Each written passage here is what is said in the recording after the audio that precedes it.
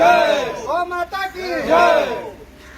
हमारे बीच पंडित जी विजय कुमार उपाध्याय जी हमारे बीच मौजूद हैं और हमारी जो मौजूदगी है अभी कोलकाता के लेक टाउन इलाके में स्थित एक कारखाना है जिसका नाम है बट कारखाना जो है, यहाँ पर हम स्थित हैं। यहाँ पर गौशाला है, तो यहाँ पर अभी गौ पूजन के अलावा तमाम वो कार्यक्रम आयोजित होने जा रहा है। ज्यादा जानकारी के लिए हम लोग जानेंगे पंडित जी से क्या कार्यक्रम आयोजित होने जा रहा है। आज हम लोग यहाँ श्री श्री बर्डेश्वर गोधाम गौशाला में आए हुए हैं, जो कि बर्ड कंपनी के अंतर्गत है। ये जगह जो है वो सरकारी है, लेकिन फिर भी ये बहुत दिनों से गौशाला बंद पड़ा हुआ फैक्ट्री है, तो इसमें गौशाला बना हुआ है। और सबसे मजे की बात है कि यहाँ दूध देने वाली बहुत ही कम गाय हैं, उंगली पे गिनती की यहाँ पे है।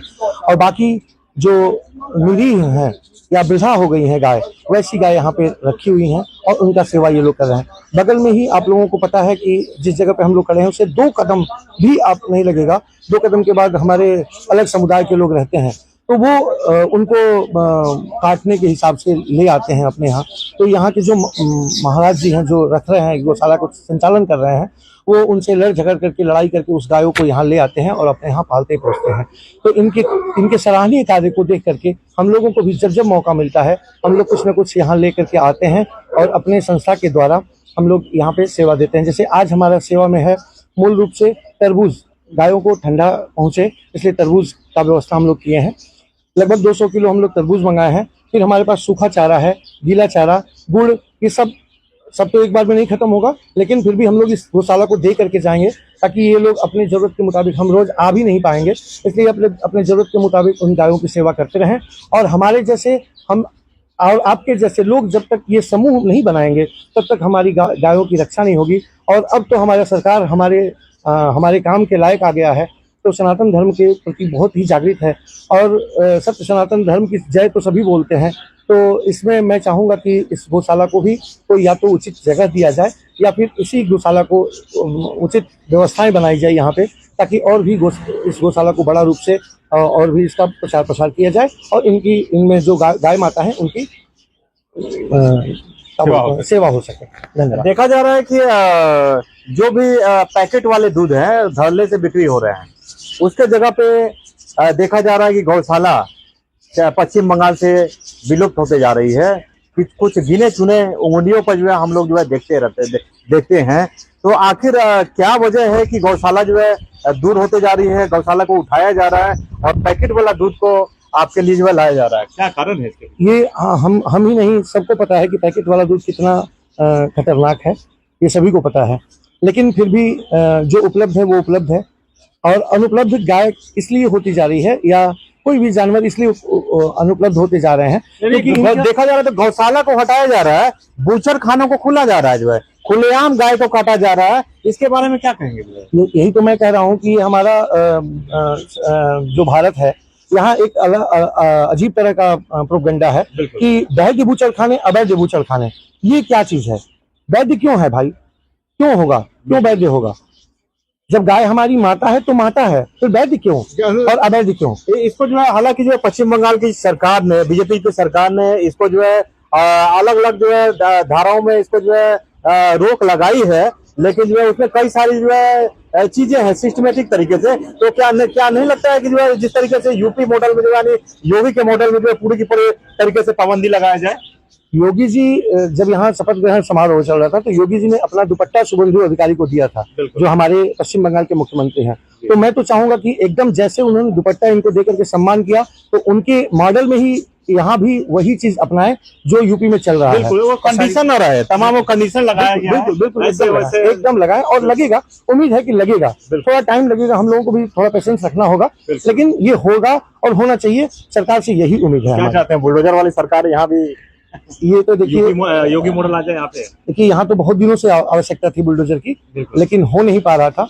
तो अब अगर हो रहा है तो उसका भी धन्यवाद देना पड़ेगा सरकार को, और जो उचित है सरकार करेगी, ज्यादा समझदार है हम लोग। देखिए हमारे बीच पंडित जी जुड़े हुए थे, इन्होंने अपना सराहनीय विचार प्रकट किया और गौ सेवा से रिलेटेड तमाम मुद्दों पर जो है चर्चा। भाव संकल्प के द्वारा ये गौ सेवा का कार्यक्रम आयोजित किया गया है, क्योंकि मलमास चल रहा है और पुण्य का भागी बनने का उद्देश्य जो इस संस्था ने उठाया है कि हम हर क्षेत्र में काम करते रहेंगे और चाहे वो गौ सेवा हो या मानव सेवा, उस दोनों की सेवा करना ये संस्था का कर्तव्य है। और इसी को लेकर के ये संस्था आए दिन कोई ना कोई कार्य जो है समाज सेवा के रूप में करती रहती है, जिसकी अध्यक्षता पंडित विजय कुमार उपाध्याय कर रहे हैं। और ये अध्यक्षता जो उनकी है वो हम लोगों को प्रेरणा देती है कि हम लोग भी उनके साथ मिलकर कदम से कदम मिलाएं और इस जन सेवा, मानव सेवा या गौ सेवा हो, उसमें एक साथ कार्य करें। क्या नहीं लगता है कि गौ हमारी माता है, उनको जो है एक राष्ट्रीय दर्जा के रूप में उनको जो है जगह मिलना चाहिए सरकार से आप आवेदन करें? देखिए, अब तो हर जगह जय श्री राम का नारा गूंज रहा है, चाहे वो उत्तर प्रदेश हो, बंगाल हो या दिल्ली हो। तो दाहिने और बाएं देख के जय श्री राम बोलना पड़ता है। नहीं, अब तो हर जगह जय श्री राम का ही नारा। और ये जय श्री राम इस संस्था का स्लोगन शुरू से है, क्योंकि इस संस्था में जितने हैं सब ब्राह्मण कुल से आते हैं और सब ब्राह्मण ही हैं। तो जय श्री राम तो इस संस्था का शुरू से ही नारा है। लेकिन अब जो है बंगाल में परिवर्तन आ चुका है और जैसा कि हर जगह ये चीज आपको देखने को मिल रहा है कि जैसे ही सरकार बदली है, हर जगह से सिर्फ एक ही चीज है कि यहाँ पलटानो दरकार।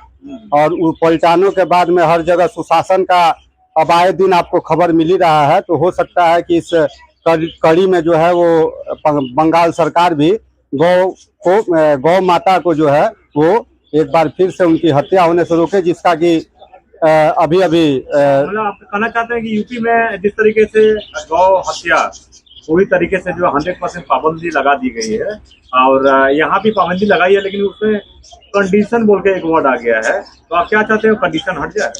देखिए, हमारा तो मांग यही रहेगा या हर सनातनी का मांग यही रहेगा कि वो कंडीशन हट जाए।